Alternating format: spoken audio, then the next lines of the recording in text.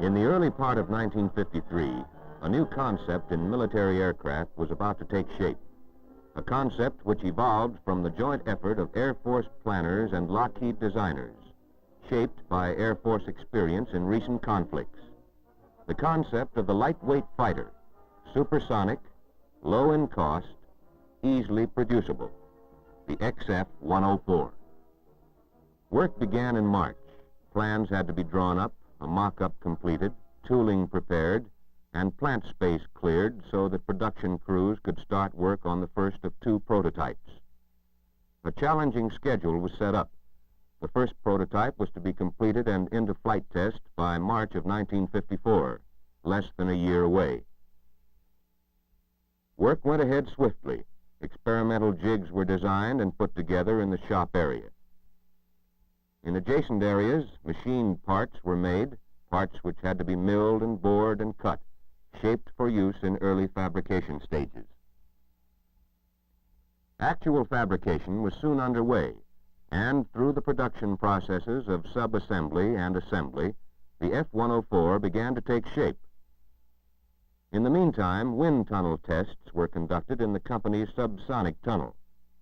A range of low-altitude, low-speed conditions were generated to simulate the force and load factors which would act on the F-104 during takeoff and landing. Measurement of these forces and loads, in turn, would furnish information to the design of landing gear, flaps, and controls. Wind tunnel work at this time also included a series of flutter tests conducted through a wide range of airspeed altitude combinations. A direct control device was used to bend the wings to a calculated degree. Motion pictures furnished a visual record of results, while direct readings of flutter amplitudes and frequencies were made by oscilloscope. Sudden release of the wing induced flutter.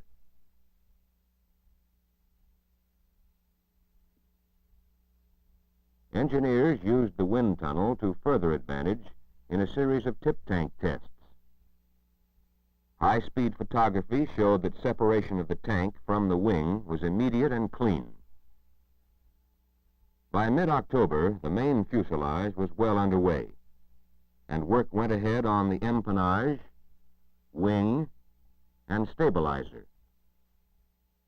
In the meanwhile, Lockheed engineers had gone to the Ames laboratory at Moffett Field, where the superb technique and equipment of this NACA facility were used to prove out design of the 104 and to gather data on its aerodynamic behavior in both subsonic and supersonic ranges. Tests aimed at determining the span-wise distribution of various force and bending moments. Leading and trailing edge structures were investigated, as well as the effects of tail buffeting.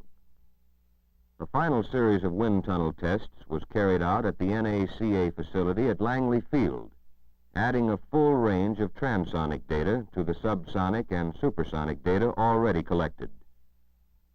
Free flight tests provided further and highly realistic confirmation of design ideas. 5-inch high-var rockets were used to impel a scale replica of the F-104 straight-fin wing through the air at supersonic speeds.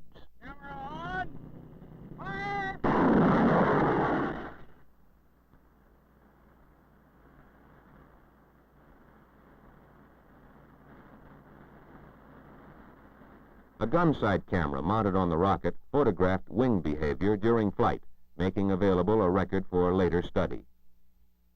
A replica of the 104 tail section was tested in the same way.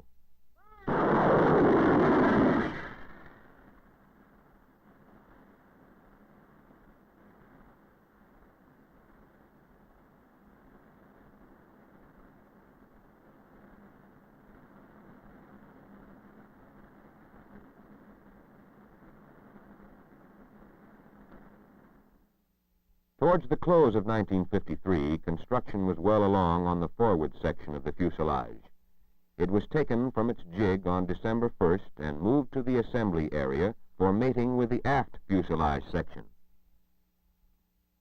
Immediately before mating, each section was weighed to determine that actual weight did not exceed planned weight. In the meantime, the wings had been finished so that they could be joined to the fuselage as soon as it was ready. While the manhandling method shown here would not be used in production phases, it does serve to show the simple design and lightweight qualities inherent in the 104. With the fuselage almost ready for outfitting, attention was given to the items which would be installed in it. An exhaustive series of tests, for example, was going forward at the drop tower, where the 104 landing gear was mounted on the testing apparatus and subjected to shocks and loads far in excess of any it would experience in actual use.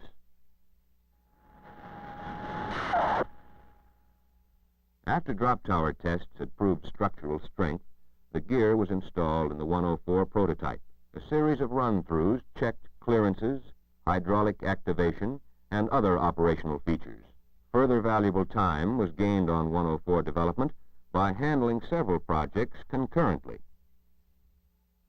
Armament is an example of this kind of parallel growth.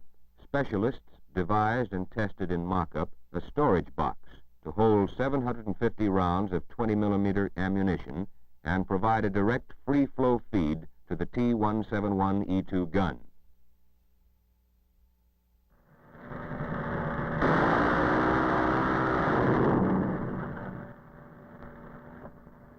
With revolving barrels and a very high adjustable rate of fire, the T-171E2 has been chosen as the most satisfactory weapon for the prime mission of the XF-104, that of day or night, air-to-air fighter. The choice is by no means rigid, however. The 104 promises considerable versatility, and provisions have already been made for the installation of a rocket platform in the present gun bay. The platform will be extended for firing and retracted after use. Meanwhile, the first 2 months of 1954 saw the first 104 prototype drawing close to completion. With the mating of the aft fuselage section to the main section, major assembly was complete, and the way stood open for the running of vibration tests. These tests determined the natural frequency patterns for the entire 104 structure. When the vibration test program was complete, the 104 was ready to enter flight test. The F-104 left the plant in the early morning of February 25th. Strict security prevailed, and by daylight the prototype arrived at Edwards Air Force Base, 347 days from the go-ahead date. Flight crews began at once a schedule of pre-flight work, submitting systems and operating parts to a thorough round of checks and rechecks.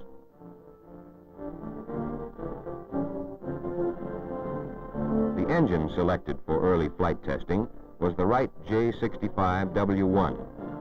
Thrust of the J65 is sufficient to guarantee supersonic performance for the 104. The airplane can accommodate any of several alternate power plants, and with such an engine as the General Electric J79, for example, speed and performance would be superlative.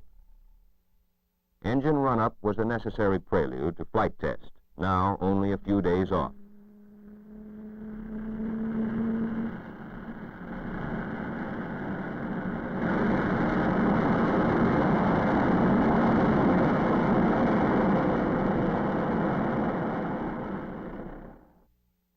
A major flight safety feature of the 104 is that seat ejection is downward. Getaway is clean and immediate, with no possibility of canopy interference or of the seat striking portions of the craft during ejection. Downward ejection also enhanced the simplicity of cockpit layout and canopy and controls design. In the matter of flight station arrangement, Lockheed engineers spent many hours in consultation with Air Force pilots.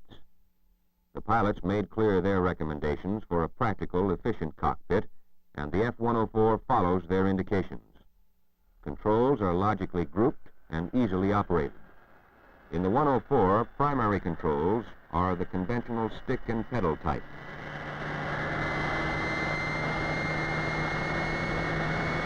The final pre-flight procedure consisted of a controls check. A cable system operates the rudder. Stabilizer and ailerons are controlled by hydraulically operated, irreversible systems. Secondary flight controls include leading edge flaps, landing flaps, and dive flaps, all power operated. Just before the date of the first flight, a series of taxi runs was made. On February 28th, one day ahead of schedule, the craft became airborne.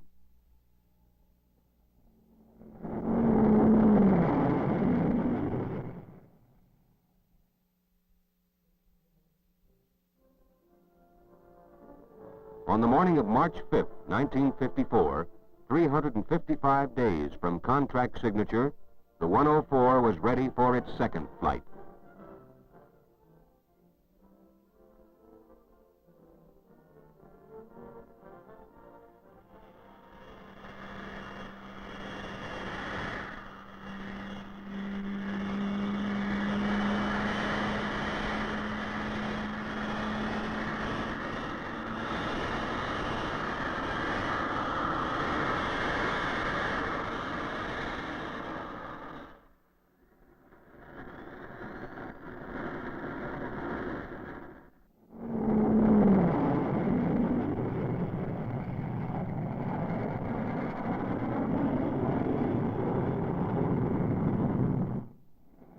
This flyover offers a good comparison of the size and plan form of the 104 with other military types.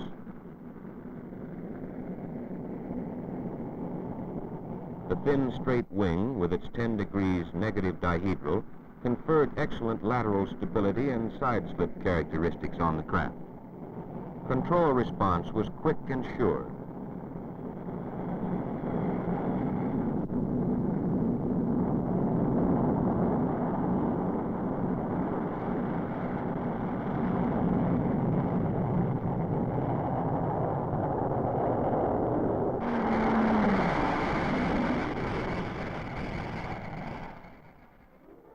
The airplane came through. It handled firmly, surely.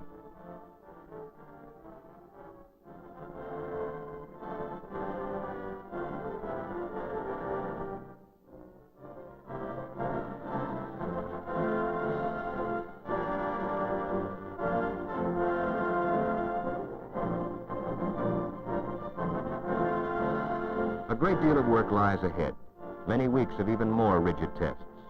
But the men who make the 104 have reason to feel proud. For this lightweight supersonic design offers dividends beyond its basic fighter mission. It promises to perform a variety of missions.